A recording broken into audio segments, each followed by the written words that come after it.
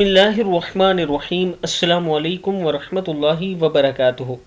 عابد راجہ channel کی طرف سے آج میں اپنے دوستوں کو رسول اللہ صلی اللہ علیہ وآلہ وسلم کا ایک بہت ہی پیارا فرمان بتاؤں گا۔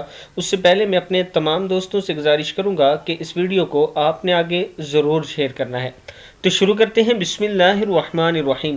رسول اللہ صلی اللہ علیہ وآلہ وسلم نے فرمایا، جب اللہ تعالیٰ نے زمین کو پیدا کیا تو وہ چکولے کھاتی تھی، پھر اللہ نے پہاڑ کو پیدا کیا اور اسے حکم دیا کہ وہ زمین تھامے رکھے، چنانچہ وہ ٹھہر گئی۔ تب فرشتوں کو پہاڑوں کی مضبوطی پر تعجب ہوا اور کہنے لگے، اے اللہ، آپ کی مخلوق میں سے کوئی چیز پہاڑوں سے بھی سخت ہے؟ فرمایا، لوہا اس سے بھی سخت ہے۔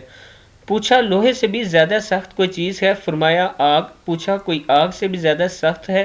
فرمایا، پانی۔ پوچھا، پانی سے بھی زیادہ سخت کوئی چیز ہے؟ فرمایا، ہوا پانی سے بھی زیادہ سخت ہے۔